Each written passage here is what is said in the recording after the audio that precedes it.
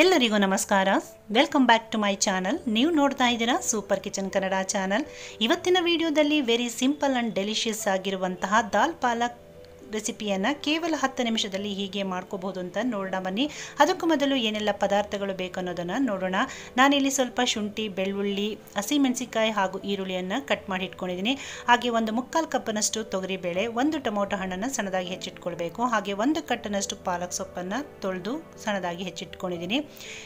ಈಗ ಒಂದು cooker ಪ್ಯಾನನ್ನು stove ಮೇಲೆ ಇಟ್ಕೊಂಡು 1-2 ಚಮಚದಷ್ಟು ಕುಕ್ಕಿಂಗ್ ಆಯಿಲನ್ನು ಸೇರಿಸಿ ಎಣ್ಣೆ ಕಾದ ನಂತರ 1/2 ಚಮಚದಷ್ಟು ಜೀರಿಗೆಯನ್ನು, ಹಾಗೆ 1-2 ಪಿಂಚಿನಷ್ಟು ಇಂಗು, ಹಾಗೆ ನಾವು ಕಟ್ ಮಾಡಿಟ್ಟಿರುವಂಥ ಶುಂಠಿ, ಬೆಳ್ಳುಳ್ಳಿ, ಹಸಿಮೆಣಸಿಕಾಯನ್ನು ಹಾಗೆ ಈರುಳ್ಳಿಯನ್ನು ಸೇರಿಸ್ಕೊಂಡು ಫ್ರೈ ಮಾಡ್ಕೊಳ್ಳೋಣ.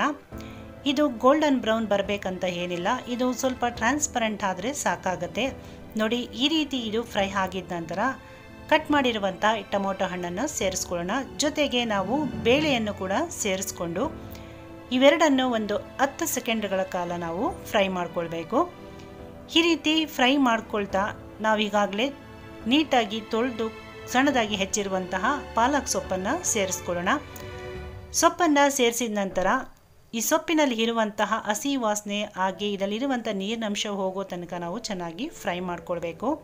ನಾವು ಬೇಳೆಯನ್ನು ಸಪ್ರೇಟಾಗಿ ಬೇಯಿಸ್ಕೊಂಡು ಆಮೇಲೆ ಸೊಪ್ಪನ್ನು ಮತ್ತು ಮಸಾಲೆಯನ್ನು ಫ್ರೈ ಮಾಡಿ ಮಿಕ್ಸ್ ಮಾಡಿ ಮಾಡೋದಕ್ಕಿಂತ ಈ ರೀತಿ ನೀವು ಒಂದರ ನಂತರ ಒಂದು ಪದಾರ್ಥಗಳನ್ನು ಹಾಕಿ ಫ್ರೈ ಮಾಡ್ಕೊಳ್ತಾ ಮಾಡೋದ್ರಿಂದ ನಿಮಗೆ ರುಚಿಯೂ ಚೆನ್ನಾಗಿ ಬರುತ್ತೆ, ಹಾಗೆ ಸಮಯ ಕೂಡ ಉಳಿತಾಯ ಆಗುತ್ತೆ. ಇದಾದ ನಂತರ ಇದಕ್ಕೆ ಡ್ರೈ ಸ್ಪೈಸಸ್ಗಳಾದಂಥ 1 ಚಮಚದಷ್ಟು ಖಾರದ ಪುಡಿ, 1 ಚಮಚದಷ್ಟು ಧನಿಯಾ ಪುಡಿ, ಹಾಗೆ 1/4 ಚಮಚದಷ್ಟು ಅರಿಶಿನ ಪುಡಿ, ರುಚಿಗೆ ತಕ್ಕಷ್ಟು ಉಪ್ಪನ್ನು ಸೇರಿಸ್ಕೊಂಡು ನಾವು ನೀಟಾಗಿ ಮಿಕ್ಸ್ ಮಾಡ್ಕೊಳ್ತಾ ಇದನ್ನು ಫ್ರೈ ಮಾಡ್ಕೊಳ್ಬೇಕು. ಈಗ ನಾನಿಲ್ಲಿ 1/2 ಗ್ಲಾಸ್ನಷ್ಟು ನೀರನ್ನು ಸೇರಿಸ್ಕೊಳ್ತಾ ಇದ್ದೀನಿ. ನೀವು ದಾಲ್ ಎಷ್ಟು ತಿಕ್ಕಾಗಿ ಬೇಕನ್ನೋದನ್ನು ನೋಡಿಕೊಂಡು ನೀರನ್ನು ಸೇರಿಸ್ಕೊಳ್ಳಿ. ಚಪಾತಿ ರೊಟ್ಟಿಗೆ ಬೇಕಂದರೆ ಸ್ವಲ್ಪ ಗಟ್ಟಿಯಾಗಿ ಮಾಡ್ಕೊಳ್ಬೇಕು. ಅನ್ನಕ್ಕೆ ಅಂದರೆ ನೋಡಿ ಈ ಹದದಲ್ಲಿ ನೀವು ಮಾಡ್ಕೊಳ್ಳಿ. ಈಗ ಒಂದು ಲಿಡ್ಡನ್ನು ಕ್ಲೋಸ್ ಮಾಡಿ ಇದು ಒಂದು 3 ವಿಷಲ್ ಬರೋ ತನಕ ನಾವು ಕುಕ್ ಮಾಡ್ಕೊಳ್ಬೇಕು. ಈಗ ಹೇಗೆ ರೆಡಿ ಆಗಿದೆ ಅಂತ ನೋಡೋಣ ಬನ್ನಿ. ನೋಡಿ, ಇಲ್ಲಿ ಬೇಳೆ ಮತ್ತು ದಾಲ್ ಎರಡು ಚೆನ್ನಾಗಿ ಬೆಂದಿದೆ. ಈಗ ಇದನ್ನು ಒಂದು ಸರ್ವಿಂಗ್ ಬೌಲಿಗೆ ಹಾಕ್ಕೊಳ್ಳೋಣ. ಹಾಗೆ ಇದಕ್ಕೆ ಕೊನೆಯದಾಗಿ ಇಲ್ಲಿ ನಾನು ಒಗ್ಗರಣೆಯನ್ನು ಕೊಟ್ಕೊಳ್ತಾ ಇದ್ದೀನಿ. ಇದಕ್ಕೆ ನಾನಿಲ್ಲಿ 1/2 ಚಮಚದಷ್ಟು ತುಪ್ಪವನ್ನು ಸೇರಿಸ್ಕೊಂಡು ತುಪ್ಪ ಕಾದ ನಂತರ 1-2 ಒಣಮೆಣಸಿನ್ಕಾಯಿ ಹಾಗೆ 1/4 ಚಮಚದಷ್ಟು ಖಾರದ ಪುಡಿಯನ್ನು ಸೇರಿಸ್ಕೊಂಡು ಈ ದಾಲ್ನ ಮೇಲ್ಭಾಗದಲ್ಲಿ ನಾವು ಇದನ್ನು ಹಾಕ್ಕೊಳ್ಳೋಣ.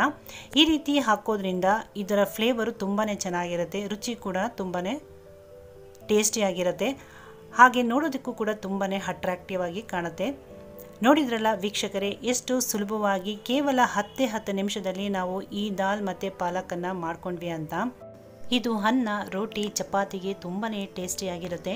ವೆರಿ ಸಿಂಪಲ್ ಆ್ಯಂಡ್ ಟೇಸ್ಟಿಯಾಗಿರುವ ಈ ರೆಸಿಪಿ ನಿಮಗೆಲ್ಲ ಇಷ್ಟ ಆಗಿದೆ ಅಂದ್ಕೊಂಡಿದ್ದೀನಿ. ಮಿಸ್ ಮಾಡದೆ ಟ್ರೈ ಮಾಡಿ, ಹೇಗೆ ಬಂತು ಅಂತ ಕಮೆಂಟ್ ಮಾಡಿ, ಲೈಕ್ ಮಾಡಿ, ಶೇರ್ ಮಾಡಿ, ಚಾನಲ್ನ ಸಬ್ಸ್ಕ್ರೈಬ್ ಮಾಡ್ಕೊಳ್ಳಿ ಅಂತ ಹೇಳ್ತಾ ಮತ್ತೊಂದು ಈಸಿ ಹಾಗೂ ಹೆಲ್ತಿ ರೆಸಿಪಿಯೊಂದಿಗೆ ಭೇಟಿ ಆಗ್ತೀನಿ. ಅಲ್ಲಿ ತನಕ ಥ್ಯಾಂಕ್ ಯು.